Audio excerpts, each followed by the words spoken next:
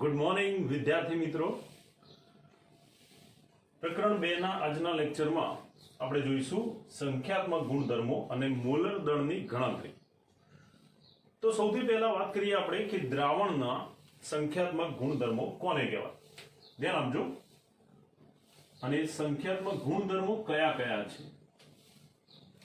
તો દ્રાવણની બનાવટ માટે દ્રાવકમાં દ્રાવ્ય ઉમેરવામાં આવે છે ત્યારે દ્રાવકના કેટલાક ગુણધર્મો બદલાય છે। દ્રાવકના જે ગુણધર્મો બદલાય છે એના મૂલ્ય બદલાય છે। દ્રાવકના આ ગુણધર્મો એ દ્રાવ્ય થયેલા કણોની સંખ્યા પર આધાર રાખે છે। એના પરથી વ્યાખ્યા આપી શકાય સંખ્યાત્મક ગુણધર્મોની, જે આ પ્રમાણે થશે।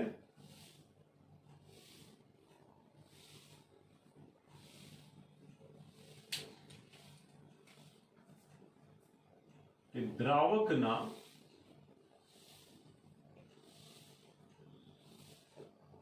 જે ગુણધર્મો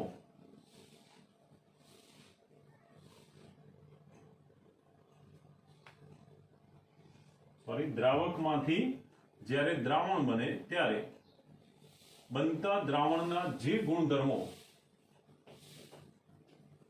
તેમાં દ્રાવ્ય કરેલા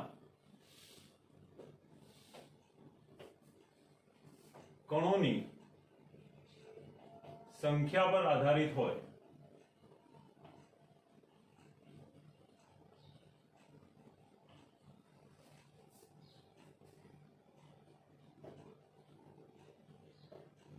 દ્રાવણના તેવા ગુણધર્મોને સંખ્યાત્મક ગુણધર્મો કહે છે।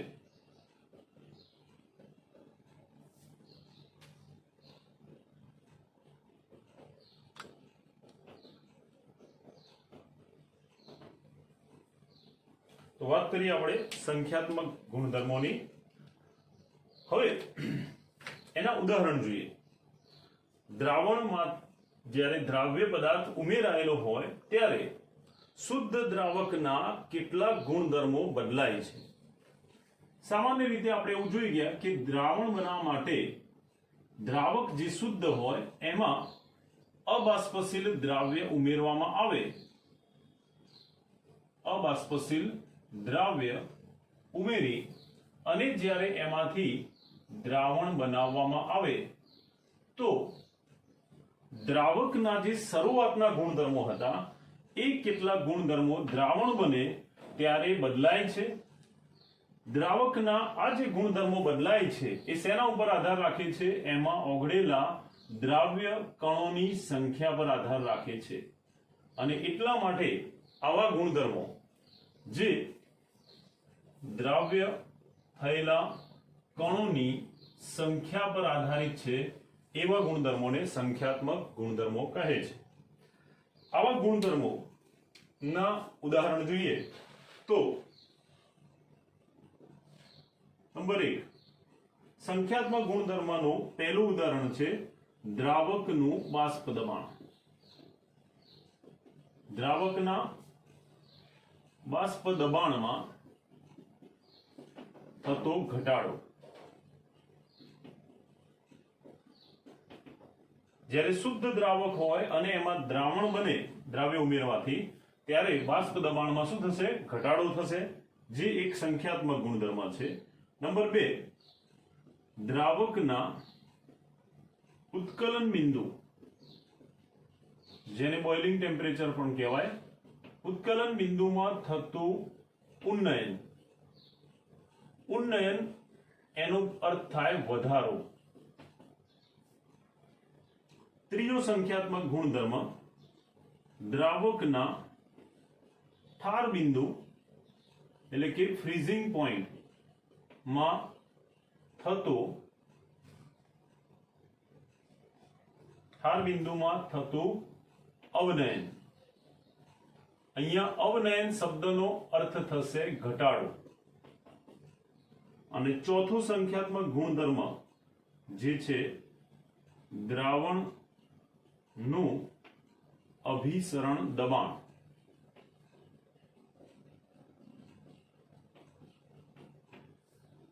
તો યાદ રાખવાના આ 4 સંખ્યાત્મક ગુણધર્મો, જેને આપણે ડિટેલમાં એના દરેકના સૂત્ર જોઈશું અને દરેકના માટે મેળવેલા સૂત્ર એના પરથી આપણે દ્રાવ્યનો મોલર દળ એટલે કે આણ્વીય દળ શોધવા માટેના સૂત્રો પણ મેળવીશું. આ 4 સંખ્યાત્મક ગુણધર્મોનો અભ્યાસ આપણે કરીશું, જે પૈકી આ પહેલું સંખ્યાત્મક ગુણધર્મ એના વિશે ઓલરેડી આપણે શીખી ગયા આગળ, જેમાં આપણે એવું શીખી ગયા હતા કે શુદ્ધ દ્રાવક, ધ્યાન આપજો બરાબર, શુદ્ધ દ્રાવક કે જેનું બાષ્પ દબાણ, શુદ્ધ દ્રાવક કે જેની ઉપર સરકી શકે એવો એક પિસ્ટન રાખેલો હોય અને આ પિસ્ટનની મદદથી જ્યારે એમાં દબાણ વધારવામાં આવે છે, આ છે શુદ્ધ દ્રાવક, જેમાં ઉપર અહીંયા દ્રાવ્ય તરીકે વાયુ રહેલો છે અને આ સરકી શકે એવો પિસ્ટન, એના ઉપર હવે જ્યારે વજન મૂકી અને વજન વધારવામાં આવે ત્યારે આ પિસ્ટન સરકીને નીચે જાય છે, પરિણામે વાયુ જે છે એ વધુ માત્રામાં દ્રાવ્ય થાય છે. આવું આપણે શીખી ગયા. હવે બીજું આપણે એવું શીખી ગયા રાઉલ્ટનો અબાષ્પશીલ દ્રાવ્યનો નિયમ, જેમાં એવું શીખી ગયા હતા કે જ્યારે શુદ્ધ દ્રાવકનું બાષ્પ દબાણ માપવામાં આવે છે મેનોમીટર વડે, તો આ જે શુદ્ધ દ્રાવક છે એના બાષ્પશીલ સ્વભાવને કારણે એના અણુઓ સરળતાથી સપાટી ઉપરથી મુક્ત થાય છે અને પરિણામે એનું બાષ્પ દબાણ વધારે હોય છે. પરંતુ જ્યારે આ શુદ્ધ દ્રાવકમાં દ્રાવ્ય ઉમેરવામાં આવે છે તો દ્રાવ્યના કણો સપાટી ઉપર પણ આ રીતે વચ્ચે વચ્ચે ગોઠવાય છે. દ્રાવ્ય અબાષ્પશીલ હોવાથી એની બાષ્પ બનતી નથી, માટે બાષ્પ દબાણમાં ઘટાડો થાય છે. તો શુદ્ધ દ્રાવક કરતા જ્યારે એમાંથી દ્રાવણ બને, દ્રાવકમાંથી દ્રાવણ બને ત્યારે એના બાષ્પ દબાણમાં શું થાય છે? ઘટાડો, જે એક સંખ્યાત્મક ગુણધર્મ છે.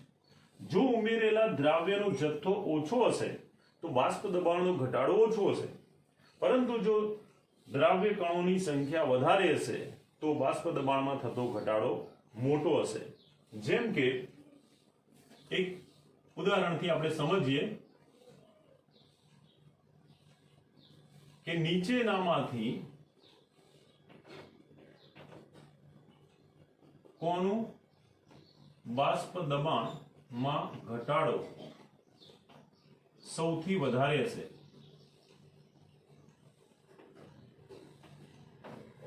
તમને 4 ઓપ્શન આપેલા છે. 1 molar glucose, 1 molar NaCl, 1 molar BaCl2 અને 1 મોલર FeCl3. ધ્યાન આપજો બરાબર, એની ગણતરી કેવી રીતે કરી શકાય. આ પ્રકારના પ્રશ્નો ગુજકેટ, JEE નીટ અને બોર્ડમાં પણ પૂછાતા હોય છે. તો સૌથી પહેલા આપણે શું કરવું પડશે? આપેલા 4 ઓપ્શનમાં ગણતરી કરવી પડશે કે શેમાં કણોની સંખ્યા વધારે છે. તો તમે જોઈ શકો કે અહીંયા દરેકના 1 મોલ લીધેલા છે. 1 મોલનો મતલબ શું થાય? 1 કિલોગ્રામ દ્રાવકમાં પદાર્થનો 1 મોલ જથ્થો દ્રાવ્ય થયેલો છે. તો દરેકની મોલાલિટી 1 છે, એનો મતલબ કે એમાં દ્રાવ્ય કેટલો છે? 1 મોલ. પરંતુ જ્યારે એને દ્રાવ્ય કરીએ ત્યારે કણો અલગ અલગ ઉત્પન્ન થશે. જેમ કે ગ્લુકોઝ, જેનું સૂત્ર છે C6H12O6. આ ગ્લુકોઝ એ દ્રાવ્ય થશે, પરંતુ એના અણુમાંથી કોઈ આયનો બનતા નથી. એટલે ગ્લુકોઝના 1 મોલ કણો હશે તો એ દ્રાવ્ય થયા પછી પણ 1 મોલ કણો જ રહેશે. 1 મોલ કણો દ્રાવ્ય થયા પછી પણ રહેતા હોય છે.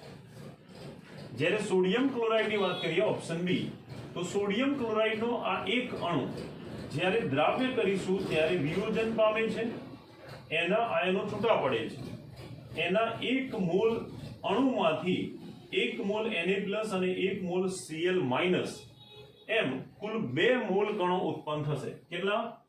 ગ્લુકોઝ ને બદલે NaCl માંથી એક અણુમાંથી 2 મોલ ઉત્પન્ન થાય, 2 કણો ઉત્પન્ન થાય, તો એવા 1 મોલ NaCl માંથી 2 મોલ આયનો ઉત્પન્ન થશે, કણો ઉત્પન્ન થશે.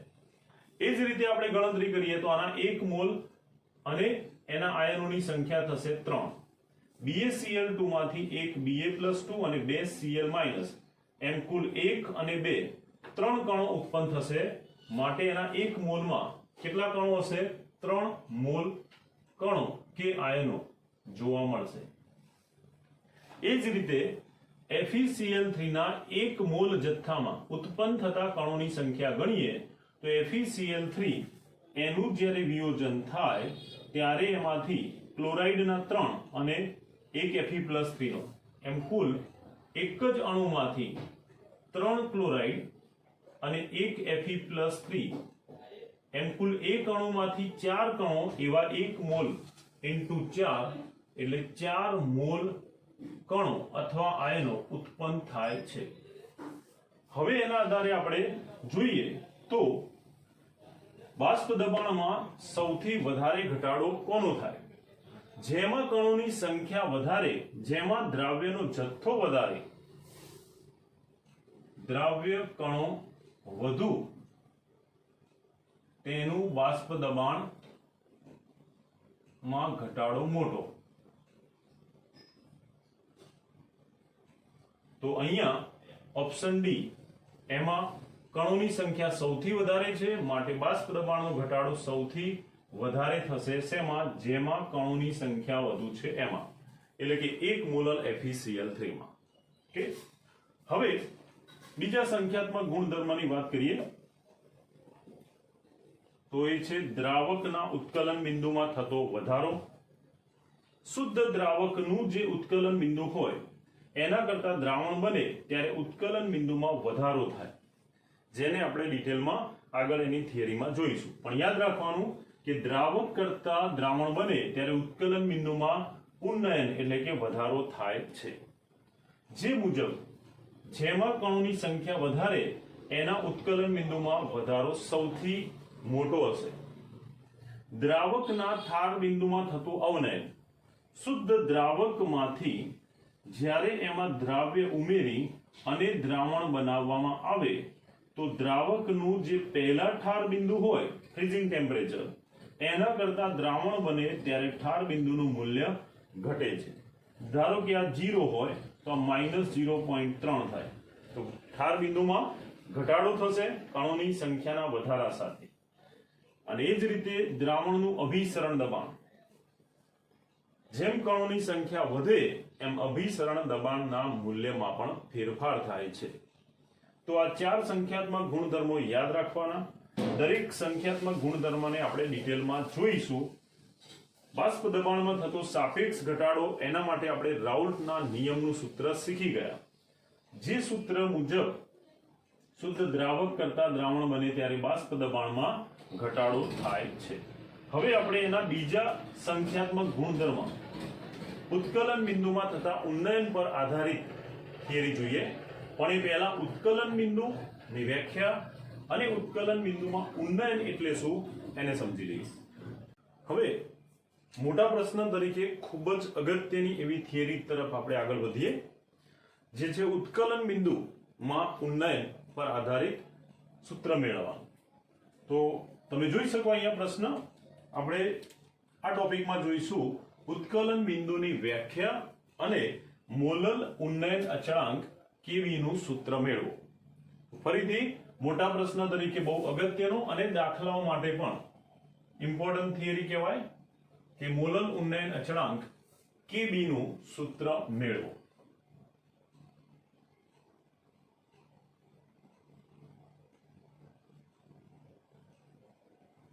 તો સૌથી પહેલા ઉત્કલન બિંદુ કોને કહેવાય એની વાત કરીએ. ઉત્કલન બિંદુની વ્યાખ્યા આ પ્રમાણે થશે. ઉત્કલન બિંદુ એને અંગ્રેજીમાં કહેવાય બોઇલિંગ એટલે ઉકળવું, અને એ માટેનું તાપમાન એટલે એને આપણે દર્શાવીશું સંજ્ઞા TB વડે. તો ઉત્કલન બિંદુને દર્શાવવાની સંજ્ઞા થશે TB, જેને આપણે કહીશું બોઇલિંગ ટેમ્પરેચર. ઉત્કલન બિંદુ એક પ્રકારનું તાપમાન છે. કેવું તાપમાન? તો ધ્યાન આપજો. સામાન્ય રીતે કોઈ પણ પ્રવાહી દ્રાવક લઈએ તો એ સામાન્ય તાપમાને પણ બાષ્પમાં રૂપાંતર થતું હોય છે. જો પાણીની વાત કરીએ આપણે, પાણી એક દ્રાવક છે, પ્રવાહી દ્રાવક, તો સામાન્ય તાપમાને, ઓરડાના તાપમાને અથવા ઉનાળામાં 40-45 ડિગ્રી ટેમ્પરેચર હોય ત્યારે પાણીની જે બાષ્પ છે એનું પ્રમાણ આ રીતે જોવા મળતું હોય છે. તડકામાં કપડાં સુકાઈ જાય છે, પાણીનું બાષ્પીભવન થઈ જાય છે. એનો મતલબ કે કોઈ પણ દ્રાવક જે બાષ્પશીલ હોય એનું દરેક તાપમાને વધતા ઓછા પ્રમાણમાં બાષ્પમાં રૂપાંતર થતું હોય. પરંતુ ઓરડાના તાપમાને એટલે કે 25°C તાપમાને એનું જે બાષ્પ દબાણ મળતું હોય એના કરતા જેમ જેમ તાપમાન વધે છે તેમ એનું બાષ્પ દબાણનું મૂલ્ય પણ વધતું જાય છે. કારણ કે તાપમાન વધશે એટલે એના અણુઓની ગતિ વધશે, અણુઓની અથડામણ વધશે, પરિણામે અણુઓ સપાટી પરથી સહેલાઈથી વધુ ઉર્જાને કારણે બાષ્પમાં રૂપાંતર થાય છે. તાપમાન વધે તો અણુઓમાં ઉષ્મા ઉર્જા વધે છે, જે ઉષ્મા ઉર્જાને કારણે એ સપાટી પરથી સરળતાથી છટકી જશે અને બાષ્પમાં રૂપાંતર થશે. એટલે જેમ જેમ તાપમાનનું મૂલ્ય વધે છે તેમ બાષ્પમાં રૂપાંતર થવાનો વેગ એટલે કે બાષ્પીભવન વધે છે, પરિણામે એનું બાષ્પ દબાણનું મૂલ્ય પણ વધતું જાય છે. આમ કરતા કરતા બાષ્પ દબાણનું જે મૂલ્ય છે એ ઓરડા વાતાવરણના બાષ્પ દબાણ એક વાતાવરણ અથવા 1 બાર જેટલું થાય, એક વાતાવરણ અથવા 1.013 બાર જે વાતાવરણનું દબાણ કહેવાય. આ એક વાતાવરણ બાષ્પ દબાણ થવા માટે એને જે તાપમાન પ્રાપ્ત કરવું પડે છે તે તાપમાનને તેનું ઉત્કલન બિંદુ કહે છે. જેમ કે પાણીની વાત કરીએ આપણે તો પાણીનું ઉત્કલન બિંદુ એટલે કે એનું બાષ્પ દબાણ 1 બાર અથવા એક વાતાવરણ થવા માટે કેટલા તાપમાન સુધી એને ગરમ કરવું પડે? 100°C. એટલા માટે આ તાપમાન કે જે તાપમાને પ્રવાહી 1 બાર અથવા એક વાતાવરણ દબાણ પ્રાપ્ત કરે છે તે માટેનું તાપમાનને તે પ્રવાહીનું ઉત્કલન બિંદુ કહે છે. પાણી 100°C તાપમાને એક વાતાવરણ દબાણ ઉત્પન્ન કરે છે, બાષ્પ દબાણ, એટલા માટે આ થશે એનું ઉત્કલન બિંદુ, બોઇલિંગ ટેમ્પરેચર. તો વ્યાખ્યા જોઈએ. કોઈ પણ પ્રવાહી જે ચોક્કસ તાપમાને આપેલ પ્રવાહી, પછી દ્રાવક હોય કે દ્રાવણ હોય, પ્રવાહીનું બાષ્પ દબાણ એક વાતાવરણ થાય છે તે તાપમાનને તે પ્રવાહી, દ્રાવક કે દ્રાવણ, તે પ્રવાહીનું ઉત્કલન બિંદુ કહે છે.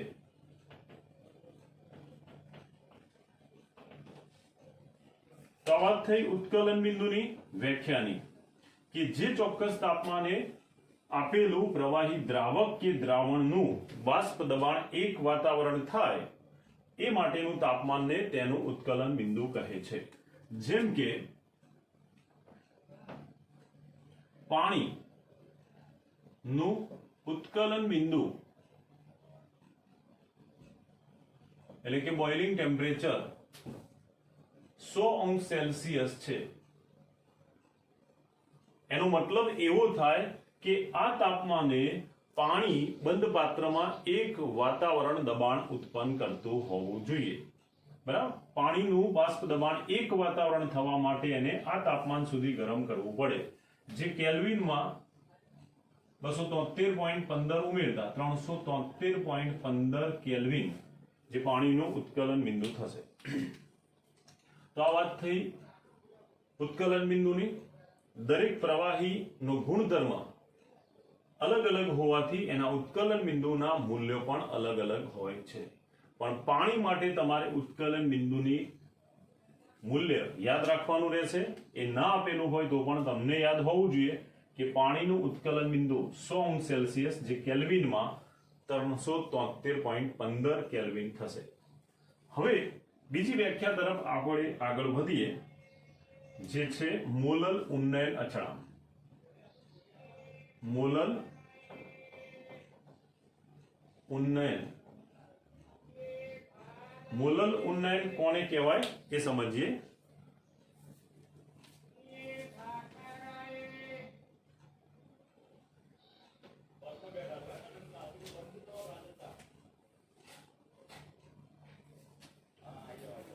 હવે આપણે જોઈએ મોલલ ઉન્નયન એટલે શું.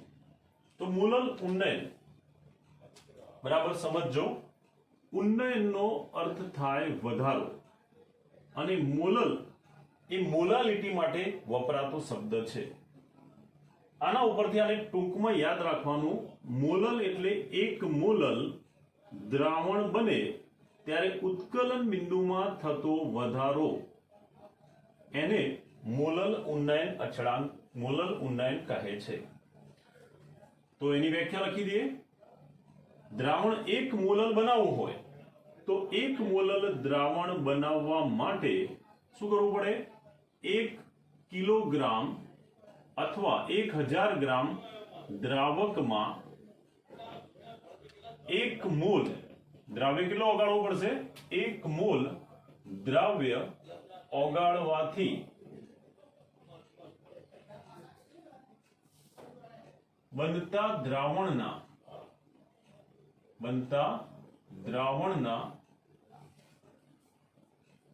ઉત્કલન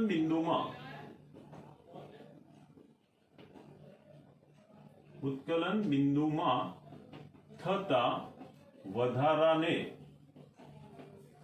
મોલલ ઉન્નયન કહે છે. સમજો. હવે જે રીતે આપણે અબાષ્પશીલ દ્રાવ્ય માટે રાઉલ્ટના નિયમમાં જોઈ ગયા હતા કે દ્રાવકમાં દ્રાવ્ય ઉમેરવાથી દ્રાવણ બને તો બાષ્પ દબાણમાં ઘટાડો થાય છે. એ જ પ્રમાણે શુદ્ધ દ્રાવક એમાં જો દ્રાવ્ય ઉમેરવામાં આવે તો દ્રાવકનું જે ઉત્કલન બિંદુ હોય એને આપણે દર્શાવીશું TB0. સમજો બરાબર.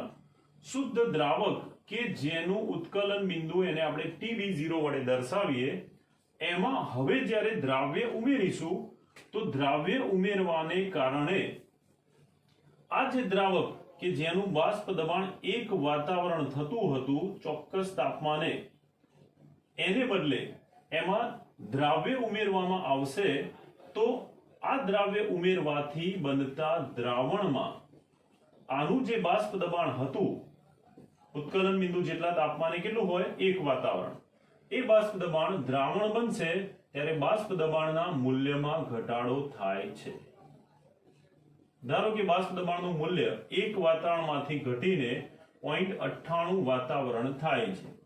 જે આપણે આગળ શીખી ગયા કે શુદ્ધ દ્રાવક કરતા દ્રાવણ બને ત્યારે દ્રાવ્ય કણો ઉમેરાવાને કારણે એનું બાષ્પ દબાણનું મૂલ્ય ઘટે છે.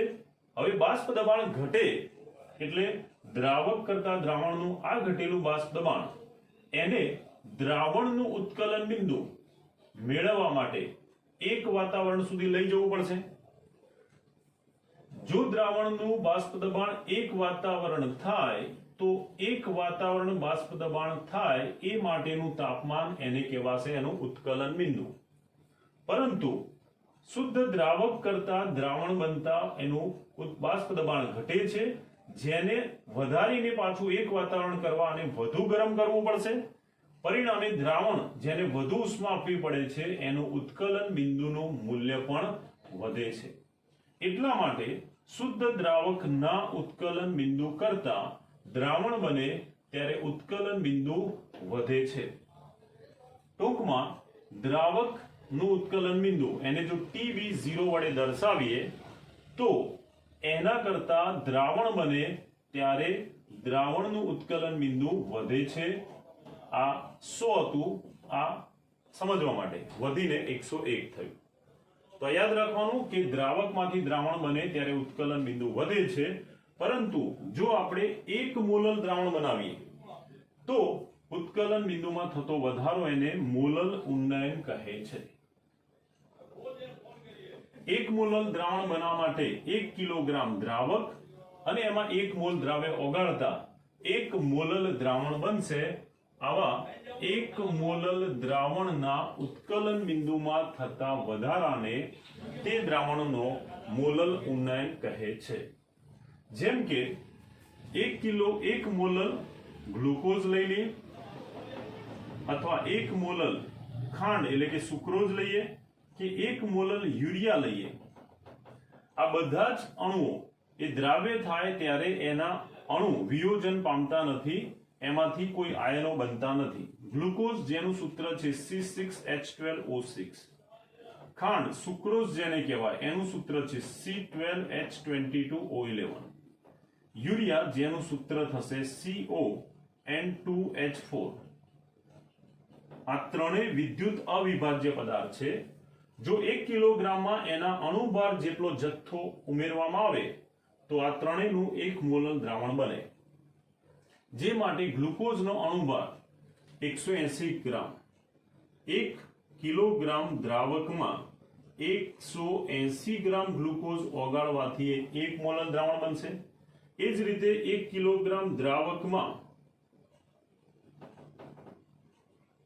ખાંડનો એના અણુભાર જેટલો 342 ગ્રામ જથ્થો ઓગાળતા 1 મોલર દ્રાવણ બનશે. યુરિયા નું 1 મોલર દ્રાવણ બનાવવા માટે 1 કિલોગ્રામ દ્રાવકમાં યુરિયાના 1 મોલ એટલે કે 60 ગ્રામ જેટલો જથ્થો ઓગાળવાથી એ 1 મોલર યુરિયાનું દ્રાવણ બનશે. આમ 1 કિલોગ્રામ દ્રાવકમાં જે તે દ્રાવ્યના અણુભાર જેટલો જથ્થો ઓગાળતા એટલે કે દ્રાવ્યના 1 મોલ જથ્થો ઓગાળવાથી બનતું દ્રાવણ 1 મોલર દ્રાવણ બનશે. આ 1 મોલર દ્રાવણના ઉત્કલન બિંદુમાં થતો વધારો એને મોલર ઉન્નયન કહે છે, જે હંમેશા અચળ હોય છે. એટલે આપણે મોલર ઉન્નયન અચળાંકનું સૂત્ર મેળવીએ. ધ્યાન આપજો, મોલર ઉન્નયન અચળાંકનું સૂત્ર મેળવીએ.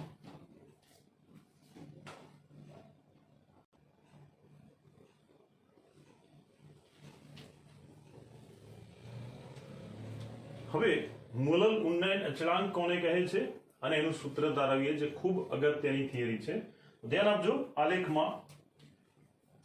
આલેખમાં જોઈ શકાય કે x અક્ષ ઉપર તાપમાન અને એને અનુરૂપ જુદા જુદા બાષ્પ દબાણના મૂલ્યોને y અક્ષ ઉપર દર્શાવેલા છે.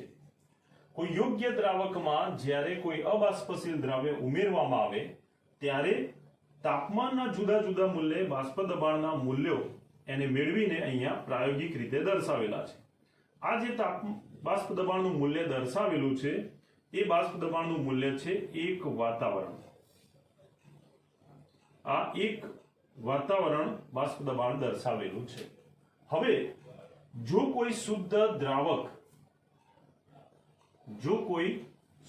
દ્રાવક નું ઉત્કલન બિંદુ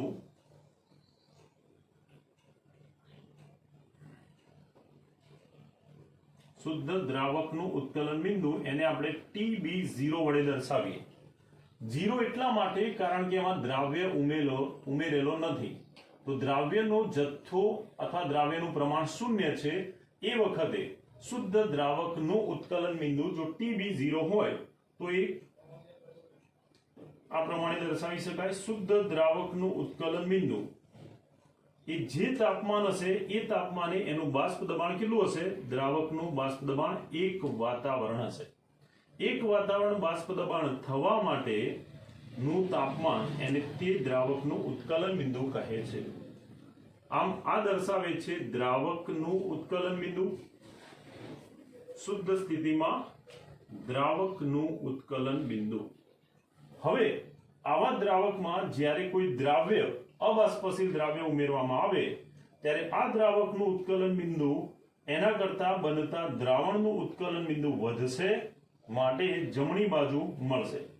તો દ્રાવ્ય ઉમેરવાથી મળતા દ્રાવણનું ઉત્કલન બિંદુ જો ટીબી વડે દર્શાવીએ તો એનું મૂલ્ય વધુ હોવાથી જમણી બાજુ એ મળશે. દ્રાવણ માટે પણ ઉત્કલન બિંદુ પ્રાપ્ત થશે ત્યારે એનું બાષ્પ દબાણ 1 વાતાવરણ હશે. તો આ દર્શાવે છે દ્રાવણનું ઉત્કલન બિંદુ. આમ શુદ્ધ દ્રાવકનું ઉત્કલન બિંદુ TB0 અને જ્યારે એમાં દ્રાવ્ય ઉમેરીને દ્રાવણ બનાવવામાં આવે ત્યારે બનતા દ્રાવણનું ઉત્કલન બિંદુ જો TB હોય, દ્રાવકનું TB0 અને દ્રાવણનું ઉત્કલન બિંદુ TB હોય તો જોઈ શકીએ આપણે કે દ્રાવક કરતા આ દ્રાવકનું ઉત્કલન બિંદુ એના કરતા દ્રાવણનું ઉત્કલન બિંદુ વધારે છે. કેટલું વધારે છે? તો ધારો કે આ 100 છે તો આ 110, તો 10 નો વધારો કહેવાય. એટલે આ ઉત્કલન બિંદુમાં થતો વધારો દર્શાવે છે, જેને આપણે ડેલ્ટા TB વડે દર્શાવી શકીએ. આમ ઉત્કલન બિંદુ જ્યારે વધે છે તો ઉત્કલન બિંદુમાં થતો વધારો એને આપણે લખી શકીએ આ રીતે. ઉત્કલન બિંદુમાં થતો વધારો એને જો ડેલ્ટા TB વડે દર્શાવીએ તો એ કેવી રીતે મળશે? TB minus TB0. આખા મૂલ્યમાંથી આ મૂલ્ય બાદ કરીએ તો આપણને આ ઉત્કલન બિંદુનો વધારો મળશે. આમ TB જે ઉત્કલન બિંદુ છે દ્રાવણનું, એમાંથી શુદ્ધ દ્રાવકનું ઉત્કલન બિંદુ બાદ કરવાથી ઉત્કલન બિંદુનો વધારો મળશે. આને કહી દઈએ આપણે પરિણામ નંબર 1. દાખલાઓ માટે આ સૂત્ર પણ તમારે યાદ રાખવાનું રહેશે. હવે વાત કરીએ આપણે મંદ દ્રાવણો માટે. ઉત્કલન બિંદુ ના વધારા ઉપરથી આ મોલર ઉન્નયન અચળાંક મેળવીએ તો મંદ દ્રાવણો માટે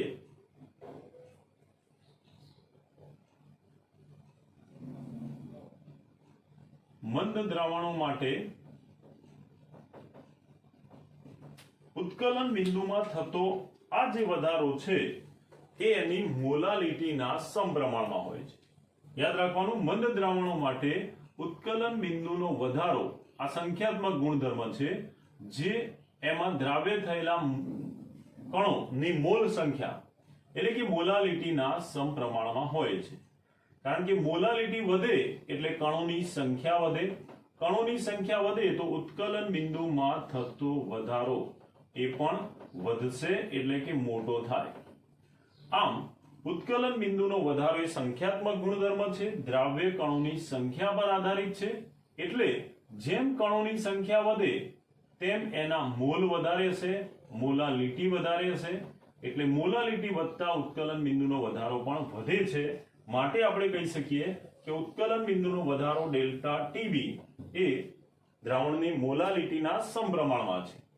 હવે સમપ્રમાણતાનું ચિહ્ન દૂર કરી દઈએ અને અચળાંક મૂકી દઈએ તો ડેલ્ટા TB બરાબર KB ઇન્ટુ n, જ્યાં KB એ ચલન દૂર કરીને મૂકેલો અચળાંક છે. ઉત્કલન બિંદુ એને બોઇલિંગ શબ્દ વપરાય ઉત્કલન માટે અથવા ઉકળવું, એના ઉપરથી અચળાંકને આપણે બોઇલિંગ કોન્સ્ટન્ટ ઉપરથી KB વડે દર્શાવીશું.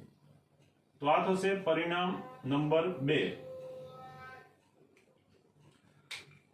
પરિણામ નંબર 2 એ પણ દાખલાઓ માટે તમારે યાદ રાખવાનું રહેશે સૂત્ર તરીકે, જેમાં ડેલ્ટા TB એ ઉત્કલન બિંદુનો વધારો દર્શાવે છે, m એ મોલાલિટી અને KB એ એનો ઉત્કલન બિંદુ માટેનો અચળાંક થશે, જેનું મૂલ્ય અચળ હોવાથી એને આપણે મોલર ઉન્નયન અચળાંક કહીશું. તો અહીંયા KB જે છે એને મોલર ઉન્નયન અચળાંક તરીકે મૂકેલો છે. ડેલ્ટા TB ઉત્કલન બિંદુનો વધારો દર્શાવે છે, અને સ્મોલ m એ મોલાલિટી દર્શાવે છે. હવે આ સૂત્રની અંદર આપણે વજન અને અણુભાર વાળા પદ દાખલ કરવા માટે એમાં મોલાલિટીની જે કિંમત હતી એ મૂકી દઈએ. તો હવે પરિણામ નંબર 2 એમાં મોલાલિટીની જે કિંમત હતી એનું સૂત્ર હતું એની કિંમતો મૂકી દઈએ જે આ પ્રમાણે હતું. તો હવે મોલાલિટી જેનું સૂત્ર હતું દ્રાવ્યનું વજન ગુણ્યા 1000 છેદમાં દ્રાવ્યનો અણુભાર અને દ્રાવકનું વજન. અહીંયા આપણે દ્રાવ્ય અને દ્રાવક માટે ઘટક 1 અને ઘટક 2 લઈશું. જેથી જો દ્રાવકને ઘટક 1 કહીએ, દ્રાવકને ઘટક 1 કહીએ અને દ્રાવ્યને ઘટક 2 કહીએ તો દ્રાવક માટે વજન W1 અણુભાર M1 અને એ રીતે દ્રાવ્ય એનું વજન W2 એનો અણુભાર M2 લેતા સૂત્ર મૂકી શકીએ. મોલાલિટી બરાબર દ્રાવ્યનું વજન ગુણ્યા 1000 છેદમાં દ્રાવ્યનો અણુભાર અને દ્રાવકનું વજન જે ગ્રામમાં આવશે. આ જે કિંમત છે મોલાલિટીના સૂત્ર જોઈ ગયા એમાં આ કિંમત સમીકરણ 2 માં મૂકતા સમીકરણ 2 હવે આ પ્રમાણે મળશે. મોલાલિટીની કિંમત મૂકતા મોલાલિટીનું આ જે પદ છે એ સમીકરણ 2 માં મૂકતા હવે સમીકરણ 2 જે હતું ડેલ્ટા ટીબી બરાબર કેબી ઇન્ટુ એમ. તો એમ બરાબર આ પદ મૂકી દઈએ જેથી સમીકરણ થશે આ રીતે. એમ બરાબર હતું W2 ઇન્ટુ 1000 નીચે છેદમાં M2 W1. આમ આ સૂત્ર થશે ડેલ્ટા ટીબી ઉત્કલન બિંદુ માટેનું. તમે આ સૂત્ર યાદ રાખી શકો જ્યારે ઉત્કલન બિંદુનો વધારો શોધવો હોય અને તમને દ્રાવ્ય દ્રાવકના વજન અણુભાર તથા એનો ઉત્કલન બિંદુ અચળાંક અથવા મોલર ઉન્નયન અચળાંક કેવી નું મૂલ્ય આપેલું હોય ત્યારે. હવે અહીંયા આપણે મોલર ઉન્નયન અચળાંક બાદ જો અણુભાર શોધવો હોય, મોલર ઉન્નયન અચળાંકનું સૂત્ર મેળવવું છે તો એમાં આપણે આ મોલર ઉન્નયન અચળાંક કેબી ને સૂત્ર કરતા બનાવતા આ પ્રમાણે સૂત્ર લખી શકાય. આમાં કેબી ને કરતા બનાવતા કેબી બરાબર ડેલ્ટા ટીબી સાથે આ છેદ વાળું પદ ગુણાઈ જશે એટલે delta TB into M2 W1 અને આ W2 ઇન્ટુ 1000 છેદમાં આવશે W2 ઇન્ટુ 1000 જેથી આપણને આ પ્રમાણેનું સૂત્ર મળે છે. હવે આ જે સૂત્ર મળ્યું એ મોલર ઉન્નયન અચળાંક કેબી માટેનું સૂત્ર થશે જેને આપણે પરિણામ નંબર 3 આપી દઈએ. દાખલાઓ માટે તમારે આ સૂત્ર યાદ રાખવાનું રહેશે. હવે કેબી નું આ જે સૂત્ર છે એમાં કયા પદ શું દર્શાવે તો આ મોલર ઉન્નયન અચળાંક કેબી ડેલ્ટા ટીબી ઉત્કલન બિંદુમાં થતો વધારો જે તમે પરિણામ 1 ઉપરથી શોધી શકો. દ્રાવણનું ઉત્કલન બિંદુ એમાંથી શુદ્ધ દ્રાવકનું ઉત્કલન બિંદુ બાદ કરવાથી ઉત્કલન બિંદુનો વધારો મળી શકે. M2 એ દ્રાવ્યનો અણુભાર દર્શાવે છે. W1 અને W2 અનુક્રમે દ્રાવકના વજન, દ્રાવ્યનું વજન અને M1 M2 એ દ્રાવક અને દ્રાવ્યના અણુભાર દર્શાવે છે. તો આ સૂત્ર યાદ રાખવાનું 5 થી 10 વાર લખી 1, 2 અને 3 સૂત્રો આ થિયરી પર આધારિત યાદ રાખવાના. હવે જો આપણે અણુભાર શોધવો હોય તો આ જ સૂત્રમાં અણુભાર દ્રાવ્યનો M2 એને કરતા બનાવીએ તો એનું સૂત્ર મેળવી શકાય. બરાબર. તો દ્રાવ્યનો અણુભાર શોધવો હોય તો એને કરતા બનાવતા M2 ને કરતા બનાવતા બાકીના પદા બાજુ લાવી આપણે અણુભારનું સૂત્ર પણ મેળવી શકીએ. પણ એ પહેલા આપણે જોઈએ કેબી નો એકમ. મોલર ઉન્નયન અચળાંક કેબી નો એકમ આધારિત MCQ પૂછાતા હોય છે તો એને બરાબર ધ્યાનથી સમજજો. એકમ ગોખીને યાદ રાખવાનો નથી, સમજીને કરીશું.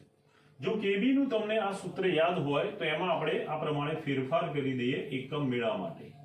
કેબી મોલર ઉન્નયન અચળાંક બરાબર ડેલ્ટા ટીબી જે ઉત્કલન બિંદુનો વધારો દર્શાવે, m2 જે અણુભાર છે એને છેદમાં લઈ જઈએ તો એ વજન સાથે છેદમાં આવશે એટલે આ થશે 1/W2 જે છેદમાં હતું અણુભાર એના છેદમાં આવશે એટલે આ પ્રમાણે થઈ જશે ઇન્ટુ આ W1 જે દ્રાવકનું વજન છે ગ્રામમાં અને એને 1000 વડે ભાગીશું. આમ ઉપરના પદને આપણે આ રીતે ગોઠવી દઈએ તો કેબી નો એકમ એના પરથી સરળતાથી મેળવી શકાય. ડેલ્ટા ટીબી એ ઉત્કલન બિંદુમાં થતો વધારો દર્શાવે.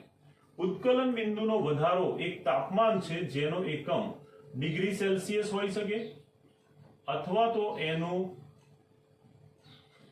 એકમ કેલ્વિનમાં હોઈ શકે.